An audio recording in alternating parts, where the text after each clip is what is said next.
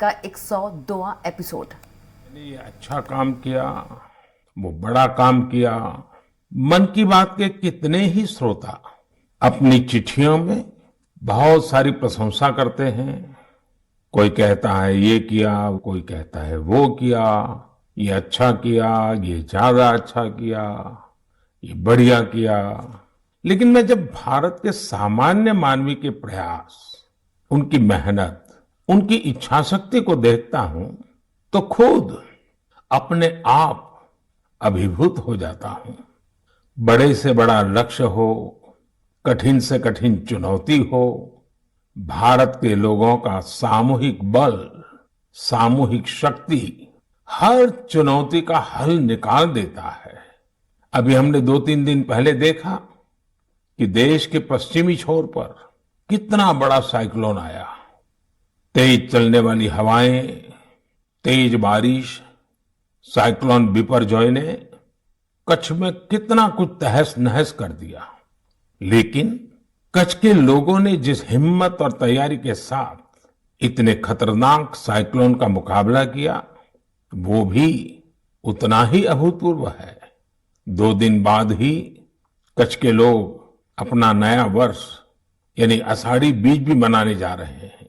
ये भी संयोग है कि आषाढ़ी बीज कच्छ में वर्षा की शुरुआत का प्रतीक माना जाता है। मैं इतने साल कच्छ आता जाता रहा हूं, वहां के लोगों की सेवा करने का मुझे सौभाग्य भी मिला है और इसके लिए कच्छ के लोगों का हौसला और उनकी जिजीविषा के बारे में मैं अच्छी तरह जानता हूं।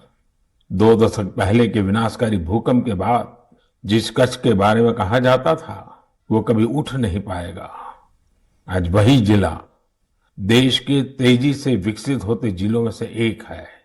मुझे विश्वास है साइक्लोन बिपरजॉय ने जो तबाही मचाई है, उससे भी कच्छ के लोग बहुत तेजी से उभर जाएंगे। साथियों, प्राकृतिक आपदाओं पर किसी का जोर नहीं होता, लेकिन बीते वर्षों में भारत ने आपदा प्रबंधन की जो ताकत विकसित की है, वो आज एक उदाहरण बन रही है। प्राकृतिक आपदाओं से मुकाबला करने का एक बड़ा तरीका है प्रकृति का संरक्षण। आजकल मॉनसून के समय में तो इस दिशा में हमारी जिम्मेदारी और भी बढ़ जाती है। इसीलिए ही आज देश कैच द रेन जैसे अभियानों के जरिए सामूहिक प्रयास कर रहा है। पिछले महीने मन की बात में ही हमने जल संरक्षण से जुड़े स्टार्टअप्स की चर्चा की थी। इस बार भी मुझे चिट्ठी लिखकर कई ऐसे लोगों के बारे में बताया गया है जो पानी की एक एक बूंद बचाने के लिए जी जान से लगे हैं। ऐसे ही एक साथी हैं यूपी के बांदा जिले के तुलसीराम यादव जी। तुलसीराम यादव जी लुकतरा ग्राम पंचायत के प्रधान है।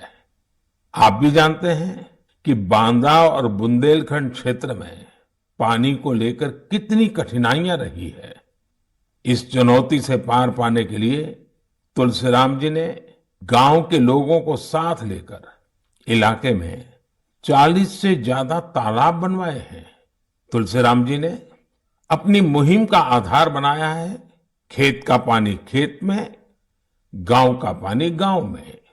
आज उनकी मेहनत का ही नतीजा है कि उनके गांव में भूजल स्तर सुधर रहा है। ऐसे ही यूपी के हापुड़ जिले में लोगों ने मिलकर के एक विलुप्त नदी को पुनर्जीवित किया है।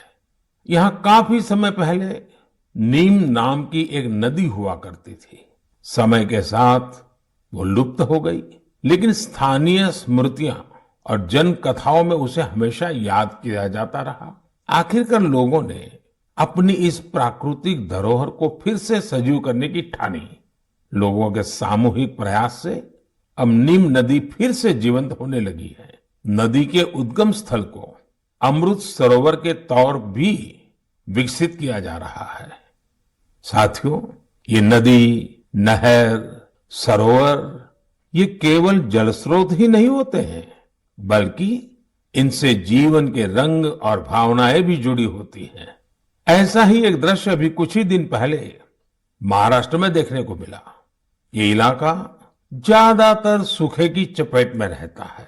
5 दशक के इंतजार के बाद यहाँ नीलवंडे डैम की कैनाल का काम अब पूरा हो रहा है।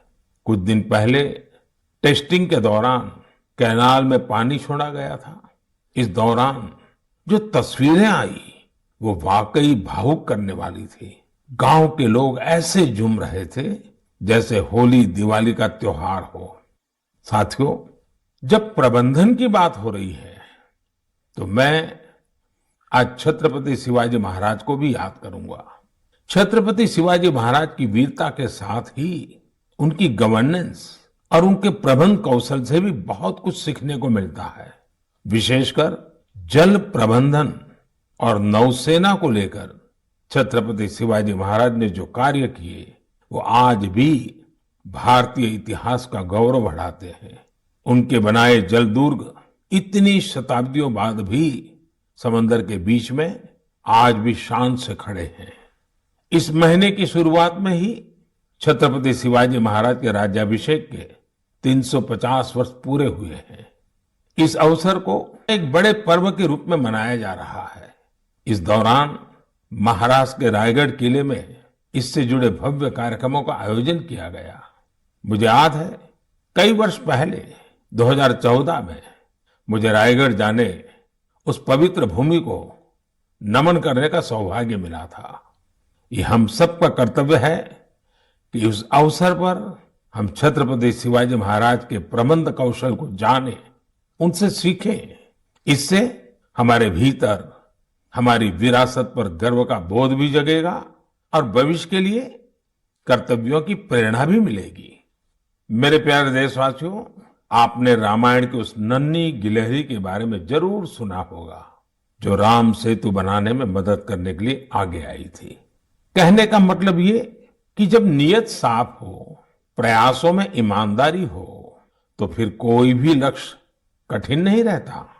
भारत भी आज इसी नेक नियत से एक बहुत बड़ी चुनौती का मुकाबला कर रहा है।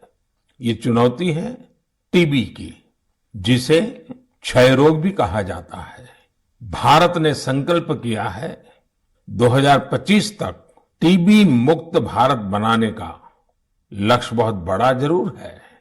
एक समय था जब टीबी का पता चलने के बाद परिवार के लोग ही दूर हो जाते थे, लेकिन ये आज का समय है जब टीबी के मरीज को परिवार का सदस्य बनाकर उनकी मदद की जा रही है। इस क्षय रोग को जड़ से समाप्त करने के लिए निक्षय मित्रों ने मोर्चा संभाल लिया है। देश में बहुत बड़ी संख्या में विभिन्न सामाजिक संस्थाएं निक्षय मित्र बनी हैं। गांव देहात में, पंचायतों में हजारों लोगों ने खुद आगे आकर टीबी मरीजों को गोद लिया है। कितने ही बच्चे हैं जो टीबी मरीजों की मदद के लिए आगे आए हैं। ये जन भागीदारी ही इस अभियान की सबसे बड़ी ताकत है। इसी भागीदारी की वजह से आज देश में 10 लाख से ज्यादा टीबी मरीजों को गोद लिया जा चुका है। और ये पुण्य का काम किया है करीब करीब 85,000 निक्षय मित्रों ने। मुझे खुशी है कि देश के कई सरपंचों ने, ग्राम प्रधानों ने भी ये बीड़ा उठा लिया है कि वो अपने गांव में टीबी को समाप्त करके ही रहेंगे। नैनीताल के एक गांव के निक्षय मित्र श्रीमान दिकर सिंह मेवाड़ी जी ने टीबी के 6 मरीजों को गोद लिया है। ऐसे ही किन्नौर की एक ग्राम पंचायत के प्रधान निक्षय मित्र श्रीमान ज्ञान सिंह जी भी अपने ब्लॉक में टीबी मरीजों को हर जरूरी सहायता उपलब्ध कराने में जुटे हैं। भारत को टीबी मुक्त बनाने की मुहिम में हमारे बच्चे और युवा साथी भी पीछे नहीं है। हिमाचल प्रदेश के ऊना की 7 साल की बेटी नलिनी सिंह का कमाल देखिए। बिटिया नलिनी अपनी पॉकेट मनी से टीबी मरीजों की मदद कर रही है। आप जानते हैं कि बच्चों को गुल्लक से कितना प्यार होता है। लेकिन एमपी के कटनी जिले की 13 साल की मीनाक्षी और पश्चिम बंगाल के डायमंड हार्बर के 11 साल के बश्वर मुखर्जी दोनों ही कुछ अलग ही बच्चे हैं। इन दोनों बच्चों ने अपने गुल्लक के पैसे भी टीबी मुक्त भारत के अभियान में लगा दिए हैं। ये सभी उदाहरण भावुकता से भरे होने के साथ ही बहुत प्रेरक भी हैं। कम उम्र में बड़ी सोच रखने वाले इन सभी बच्चों की मैं हृदय से प्रशंसा करता हूं। मेरे प्यारे देशवासियों, हम भारतवासियों का स्वभाव होता है कि हम हमेशा नए विचारों के स्वागत के लिए तैयार रहते हैं। हम अपनी चीजों से प्रेम करते हैं और नई चीजों को आत्मसात भी करते हैं। इसी का एक उदाहरण है जापान की तकनीक मियावाकी। अगर किसी जगह की मिट्टी उपजाऊ नहीं रही हो तो मियावाकी तकनीक उस क्षेत्र को फिर से हरा भरा करने का बहुत अच्छा तरीका होती है। मियावाकी जंगल तेजी से फैलते हैं और 2-3 दशक में जैव विविधता का केंद्र बन जाते हैं। अब इसका प्रसार बहुत तेजी से भारत के भी अलग अलग हिस्सों में हो रहा है। हमारे यहाँ केरला के एक टीचर श्रीमान राफी रामनाथ जी ने इस तकनीक से एक इलाके की तस्वीर ही बदल दी।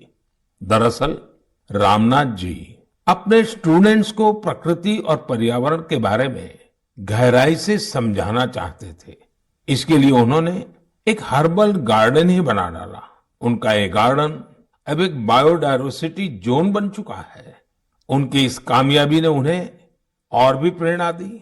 इसके बाद राफी जी ने मियावाकी तकनीक से एक मिनी फॉरेस्ट यानी छोटा जंगल और इसे नाम दिया विद्यावनम। अब इतना खूबसूरत नाम तो एक शिक्षक ही रख सकता है, विद्यावनम। रामनाथ जी के इस विद्यावनम में छोटी सी जगह में 115 वैरायटीज के 450 से अधिक पेड़ लगाए गए। उनके स्टूडेंट्स भी इनके रखरखाव में उनका हाथ बटाते हैं। इस खूबसूरत जगह को देखने के लिए आसपास के स्कूली बच्चे, आम नागरिक काफी भीड़ उमड़ती है। मियावाकी जंगलों को किसी भी जगह, यहां तक कि शहरों में भी आसानी से उगाया जा सकता है। कुछ समय पहले ही मैंने गुजरात में केवड़िया एकता नगर में मियावाकी फॉरेस्ट का उद्घाटन किया था। कच्छ में भी 2001 के भूकंप में मारे गए लोगों की याद में मियावाकी पद्धति से स्मृति वन बनाया गया है। कच्छ जैसी जगह पर इसका सफल होना ये बताता है कि मुश्किल से मुश्किल प्राकृतिक परिवेश में भी ये तकनीक कितनी प्रभावी है। इसी तरह अंबाजी और पावागढ़ में भी मियावाकी मेथड से पौधे लगाए गए हैं। मुझे पता चला है कि लखनऊ के अलीगंज में भी एक मियावाकी उद्यान तैयार किया जा रहा है। पिछले 4 साल में मुंबई और उसके आसपास के इलाकों में ऐसे 60 से ज्यादा जंगलों पर काम किया गया है। अब तो ये टेक्निक पूरी दुनिया में पसंद की जा रही है। सिंगापुर, पेरिस, ऑस्ट्रेलिया, मलेशिया जैसे कितने ही देशों में इसका बड़े पैमाने पर उपयोग हो रहा है। मैं देशवासियों से, खासकर शहरों में रहने वाले लोगों से आग्रह करूंगा कि वे मियावाकी पद्धति के बारे में जरूर जानने का प्रयास करें। इसके जरिए आप अपनी धरती और प्रकृति को हरा भरा और स्वच्छ बनाने में अमूल्य योगदान दे सकते हैं। मेरे प्यारे देशवासियों, आजकल हमारे देश में जम्मू कश्मीर की खूब चर्चा होती है।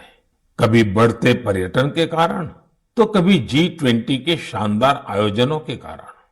कुछ समय पहले मैंने मन की बात में आपको बताया था कि कैसे कश्मीर के नादरू देश के बाहर भी पसंद किए जा रहे हैं। अब जम्मू कश्मीर के बारामूला जिले के लोगों ने एक कमाल कर दिखाया है। बारामूला में खेतीबाड़ी तो काफी समय से होती है, लेकिन यहाँ दूध की कमी रहती थी। बारामूला के लोगों ने इस चुनौती को एक अवसर के रूप में लिया। यहाँ बड़ी संख्या में लोगों ने डेयरी का काम शुरू किया। इस काम में सबसे आगे यहाँ की महिलाएं आई। जैसे कि एक बहन है इशरत नबी। इशरत एक ग्रेजुएट है और इन्होंने मीर सिस्टर्स डेयरी फार्म शुरू किया है। उनके डेयरी फार्म से हर दिन करीब 150 लीटर दूध की बिक्री हो रही है। ऐसे ही सोपोर के एक साथी हैं वसीम अनायत। वसीम के पास 2 दर्जन से ज्यादा पशु है और वो हर दिन 200 लीटर से ज्यादा दूध बेचते हैं। एक और युवा आबिद हुसैन भी डेयरी का काम कर रहे हैं। इनका काम भी खूब आगे बढ़ रहा है। ऐसे लोगों की मेहनत की वजह से ही आज बारामूला में हर रोज 5.5 लाख लीटर दूध उत्पादन हो रहा है। पूरा बारामूला एक नई श्वेत क्रांति की पहचान बन रहा है। पिछले 2.5-3 वर्षों में यहाँ 500 से ज्यादा डेयरी यूनिट्स लगी हैं। बारामूला की डेयरी इंडस्ट्री इस बात की गवाह है कि हमारे देश का हर हिस्सा कितनी संभावनाओं से भरा हुआ है। किसी क्षेत्र के लोगों की सामूहिक इच्छा शक्ति कोई भी लक्ष्य प्राप्त करके दिखा सकती है।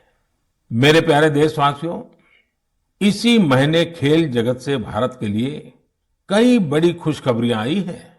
भारत की टीम ने पहली बार विमेन्स जूनियर एशिया कप जीतकर तिरंगे की शान बढ़ाई है। इसी महीने हमारी मेंस हॉकी टीम ने भी जूनियर एशिया कप जीता है। इसके साथ ही हम इस टूर्नामेंट के इतिहास में सबसे अधिक जीत दर्ज करने वाले टीम भी बन गए हैं। जूनियर शूटिंग वर्ल्ड कप, उसमें भी हमारी जूनियर टीम ने भी कमाल कर दिया। भारतीय टीम ने इस टूर्नामेंट में पहला स्थान हासिल किया है। इस टूर्नामेंट में कुल जितने गोल्ड मेडल थे उसमें से 20% अकेले भारत के खाते में आए हैं। इसी जून में एशियन अंडर 20 एथलेटिक चैंपियनशिप भी हुई।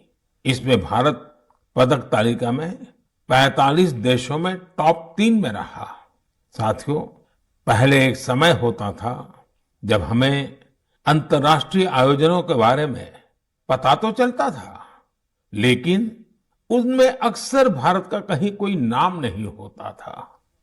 लेकिन आज मैं केवल पिछले कुछ सप्ताह की सफलताओं का जिक्र कर रहा हूं तो भी लिस्ट इतनी लंबी हो जाती है। यही हमारे युवाओं की असली ताकत है। ऐसे कितने ही खेल और प्रतियोगिताएं हैं जहां आज भारत पहली बार अपनी मौजूदगी दर्ज करवा रहा है।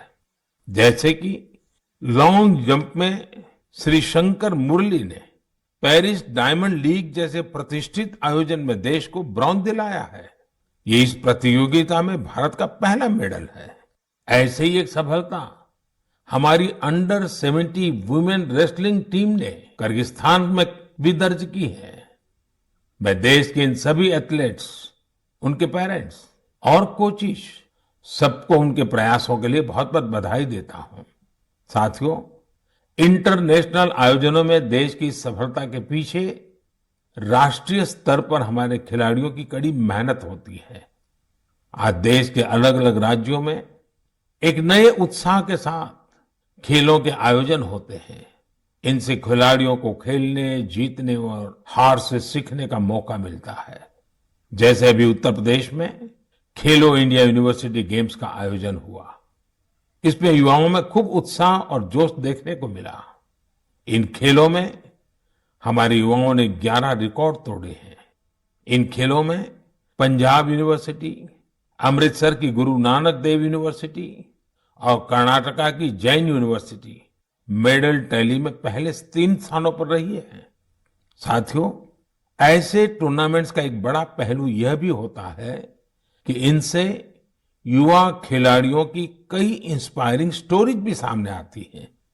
खेलो इंडिया यूनिवर्सिटी गेम्स में रोविंग स्पर्धा में असम की कॉटन यूनिवर्सिटी के अन्यतम राजकुमार ऐसे पहले दिव्यांग खिलाड़ी बने जिन्होंने इसमें हिस्सा लिया।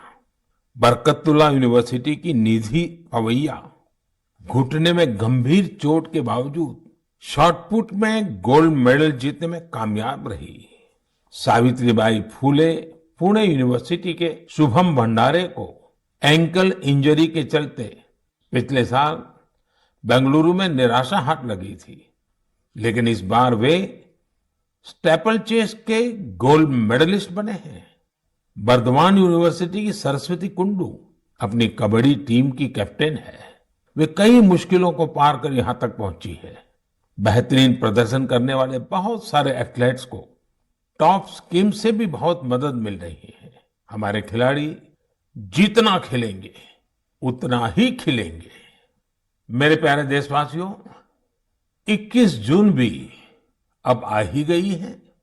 इस बार भी विश्व के कोने कोने में लोग अंतर्राष्ट्रीय योग दिवस का उत्सुकता से इंतजार कर रहे हैं।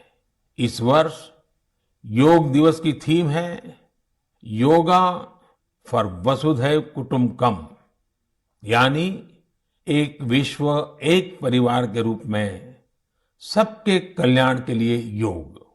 यह योग की उस भावना को व्यक्त करता है जो सबको जोड़ने वाली और साथ लेकर चलने वाली है। हर बार की तरह इस बार भी देश के कोने कोने में योग से जुड़े कार्यक्रम आयोजित किए जाएंगे। साथियों, इस बार मुझे न्यूयॉर्क के संयुक्त राष्ट्र मुख्यालय यूएन में होने वाले योग दिवस कार्यक्रम में शामिल होने का अवसर मिलेगा। मैं देख रहा हूं कि सोशल मीडिया पर भी योग दिवस को लेकर गजब का उत्साह दिख रहा है। साथियों, मेरा आप सभी से आग्रह है कि आप योग को अपने जीवन में जरूर अपनाएं, इसे अपनी दिनचर्या का हिस्सा बनाएं।